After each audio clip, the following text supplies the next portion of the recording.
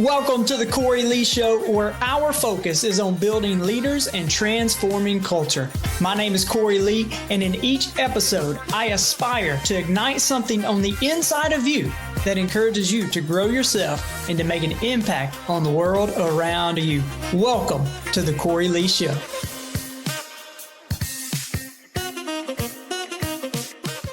Welcome back to the Cory Lee Show. Hey guys, I hope you are having an amazing day, an amazing week. And I just wanted to share with you a little bit about my new book that's out. It's called Champions, the Attributes, the Lifestyle, the Choice. And it is out, available now. You can get that on Amazon. You can get that on my website. But it's really about, I was getting the opportunity to speak with a lot of high school athletes, some college athletes, and really wanted to just kind of inspire them to be a champion on the field and off the field, to be bigger on the inside than on the outside, and really to be young men and young women who are good at what they do and great at who they are. And we've been in this series for the last few weeks, if you've been jumping in and listening in to the podcast, of going through that book. And today we're talking about one of the chapters in the book that I talk about. I titled it A Champion's Attitude, the expectation to win. And one of my favorite quotes is by Zig Ziglar. He said, "Your attitude, not your aptitude, will determine your altitude." How about that? Your attitude will determine your altitude. My attitude, in large part, will determine how high up I can go in my career and how high up I can go in life. A conversation my wife and I, we've been having lately is the collective attitude of some teams, right? We both grew up playing sports and performed on, championship caliber teams. Some of the teams we were on are really good teams. I also played on some teams that weren't very good and on teams that were mediocre. And as my wife and I began to talk about this, some of the key differences between those championship caliber teams and the other teams became a point of conversation for us. And one of the main contrasts that we saw that stood out to us is this certain kind of attitude and the expectation to win. See, when I was in football and my wife was in basketball, both of our teams were really, really good. We knew it, and we expected to win every single game, no matter who we were playing. In contrast, though, there were times that I was on teams that were not very good. And while on those bad teams, there was not really an expectation to win. It was more of an attitude, hey, go out there, play, and let's hope for something good to happen. And you know what? On those teams, we were excited and even shocked when we actually won some games. Switching the mode, though, to being parents of athletes, these days we watch a lot of games. And it's really interesting just to observe the way players carry themselves, how they interact with others, and really the seriousness in which they warm up. I think it says a lot about the expectation level that the teams hold on winning that game. See, champions have an attitude of expecting to win. And this is not an arrogant thing. Don't get me wrong on that. That's not an arrogant thing. It's an awareness thing. See, champions carry themselves with an expectation that everything they set out to do, they expect to win. Success is expected. Therefore, they prepare, they plan, and they execute with excellence. They have the heart posture that says that if a task has been offered to them, then they will operate under the assumption that there ain't no other person on this planet that can accomplish the task as well as they can. Again, it's not an arrogant thing. It's an attitude thing. It's an attitude of taking full responsibility and full ownership to what they were assigning their name to do.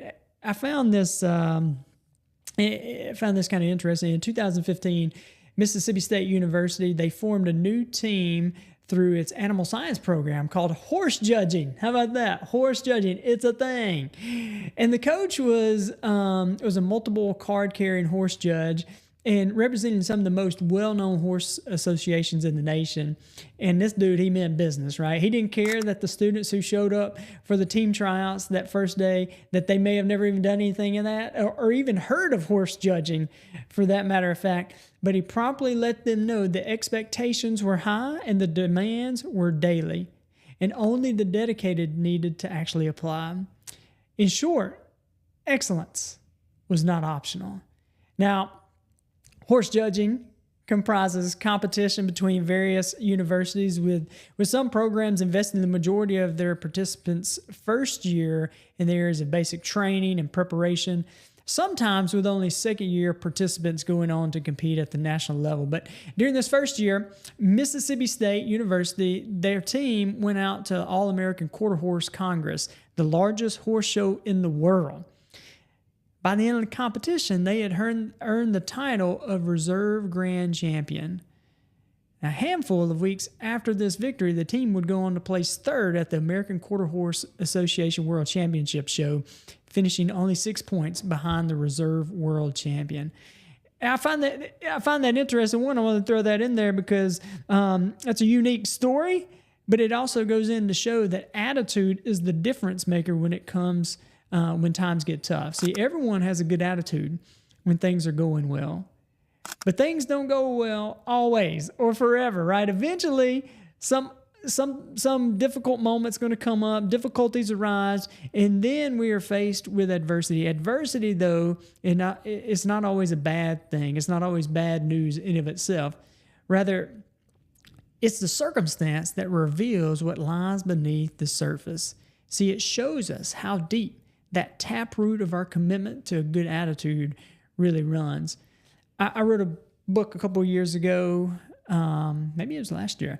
It's called Leading with Insight, 31 Days of Wisdom for Leaders. And in that, I wrote about one of my favorite proverbs. And it expresses that if you faint in your day of adversity, then your strength is small. See, champions, you made to do hard things. You were made for the difficult moments.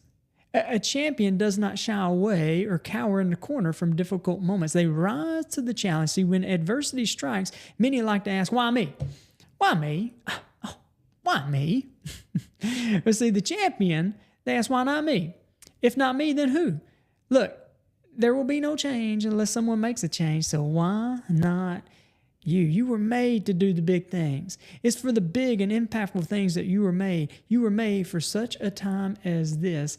As Esther 4:14 says, I firmly believe that you are no accident, you are no mistake, and that you were purposely created during this generation for this generation. So rise up, champion. It is time for you to rise up. You were made to weather the storms. And not only that, but you were also made to rise above them. See, the critic may faint during adversity. The critic may complain. They may whine, moan, and gossip. But that ain't, you know what? That life ain't no life for a champion. And you are a champion.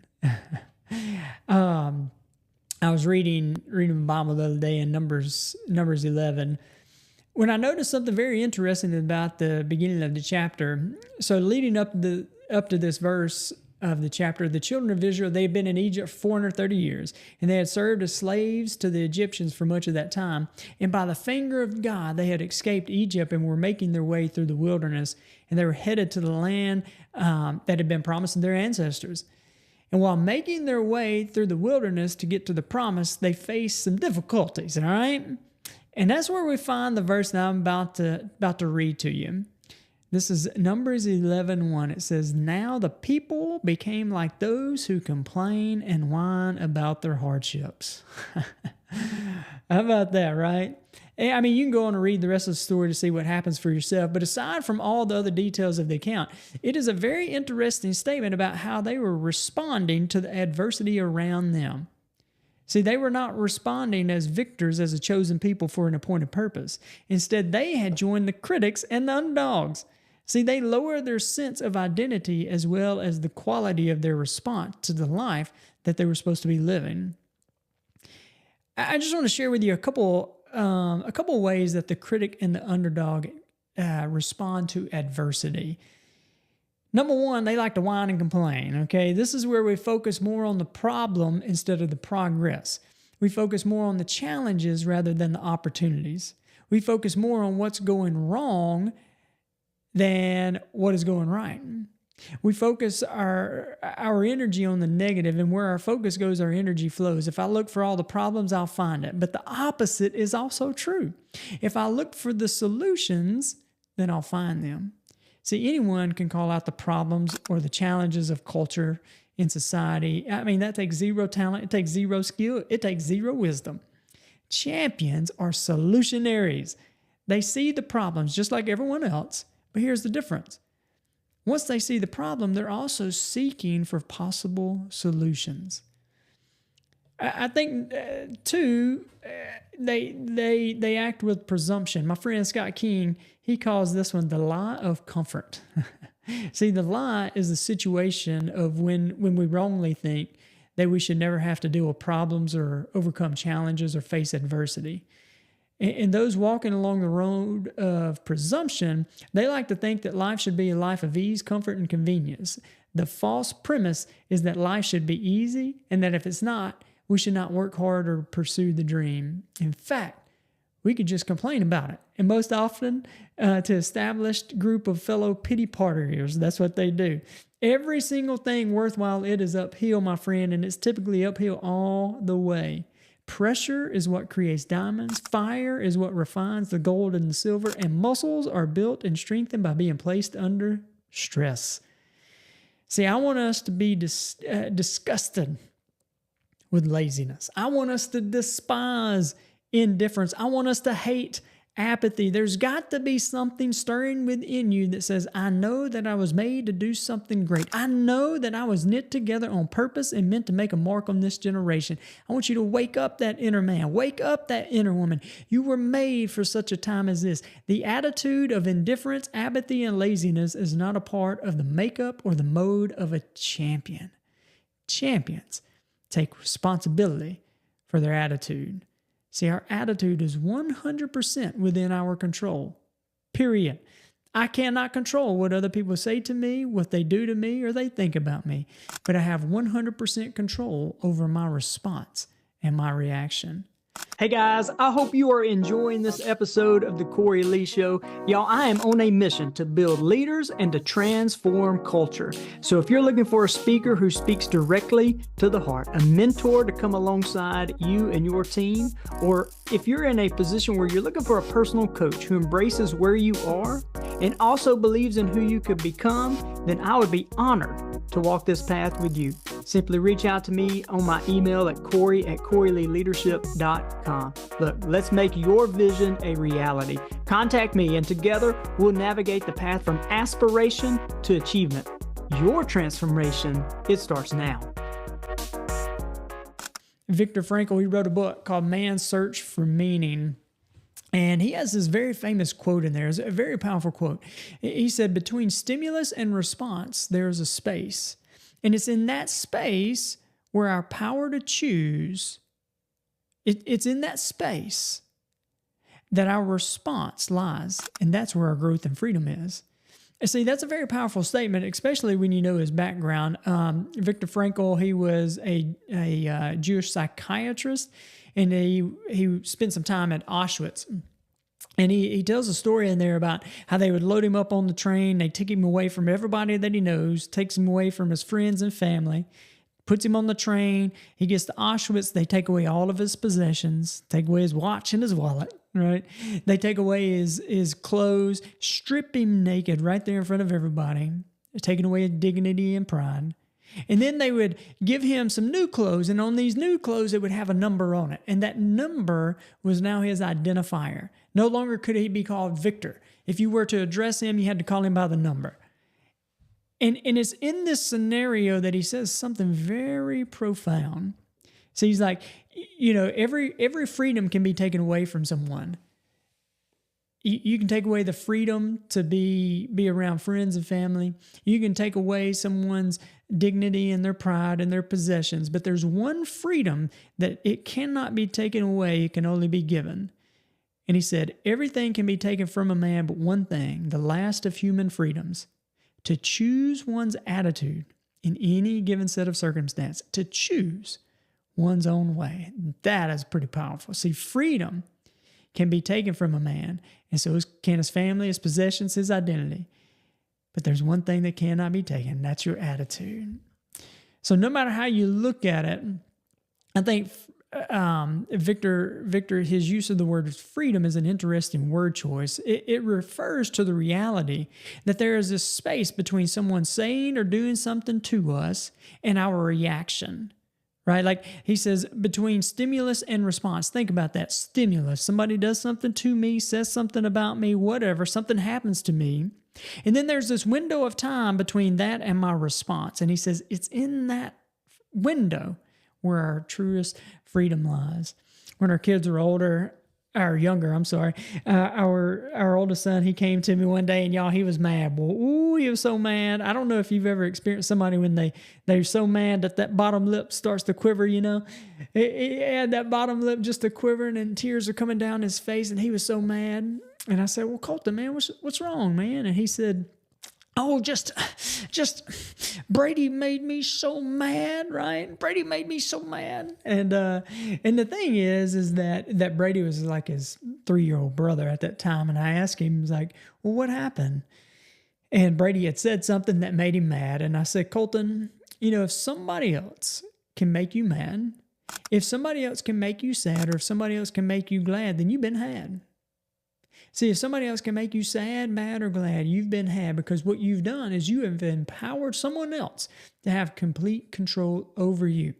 If the outcome of your day is determined by someone else, if it's like if my day is going to be a good day is determined by somebody else making me happy, or if my day is bad because somebody else made me mad, then I've rendered myself powerless, and I've given away our freedom to someone else. And I told Colton, you are far too valuable and far too powerful to be giving someone else that kind of control over your lives. See, champions understand that circumstance happen. I mean, it happens to us all, good and bad. And these do cause emotions to stir, right? Like sadness, madness, and gladness, all that stuff, those are emotions, but champions can control their emotions. They are aware of their emotions, yes, but they are not controlled by their emotions. I also think champions have a contagious spirit about them. See, champions are contagious. The way they go about their lives, the way they interact with others, the way they speak elevates others and sparks something on the inside of them. They've lit themselves aflame, and the fire that's on the inside of them is caught by those closest to them, and it inspires them to live like a champion. Champions inspire others to do well for themselves and others. The spirit in which they carry themselves impacts and influences the lives of the people they may never even meet, because they've impacted somebody who goes out and impacts somebody else. A last thought on this, I also think that champions, they live with some intentionality. Champions, they've cut all ties with mediocrity. They've cut all ties with good and with average. They do not live on autopilot of just going through the motions or checking things off a list. There's always a choice about the way you do your work, even if there is no choice about the work itself. Champions carry the same spirit of excellence in every area of life. Champions, they aren't led by a spirit of jealousy or selfish ambition. Jealousy is to look at others with a heart posture that murmurs to itself that someone else has what I want or what I think I deserve, and then accordingly I start to act in such a way to try to get it. Selfish ambition is to act in such a way as to make yourself appear better than others. It's to push others down in an attempt to elevate yourself. What's interesting is that both selfish ambition and jealousy, they're both rooted in a scarcity mindset that says the world is full of lack and limitation. Therefore, I must defend what I have because there's simply not enough to go around. And what I do have, it could be taken away from me at any moment. But y'all, that kind of attitude, I'm just telling you, it's live a life in response and reaction to things instead of living a life in pursuit of purpose and as a conqueror. It's to always to live life playing on defense, never on offense. It's like a football team that plays not to lose rather than to play and to win. And kind of like Herm Edwards says, you play to win the game. Hello, right? There is no lack. Like the God who spoke all things into creation is a God of abundance, not lack. If you doubt that, then I want you to go outside on your grass, and I want you to bend down at your feet. I want you to try to count the blades of grass just at your feet. Like go to the beach and try to count the grains of sand between your toes. Look at a tree and try to count the leaves on one branch of one tree. Apparently, We live in the Milky Way galaxy. You know what they say? How many stars are in the Milky Way galaxy? I mean, I don't know, but there are billions, all right? Like, do you know how many galaxies there are? I'm not quite sure either, but I heard there are billions, right? Here's the thing. Champions live out their lives from an identity of who they are as champions. They don't have to take something from someone else or make others look bad in order to make themselves appear good. Everything they put their hand to, they strive to do it with excellence.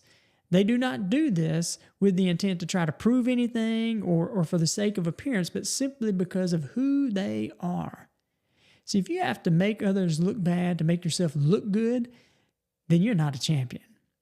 If you feel the need to take something from someone else instead of doing the work to earn it, then you are no champion. I like what Coach Prime says. He says the man never tries to be the man because he is the man.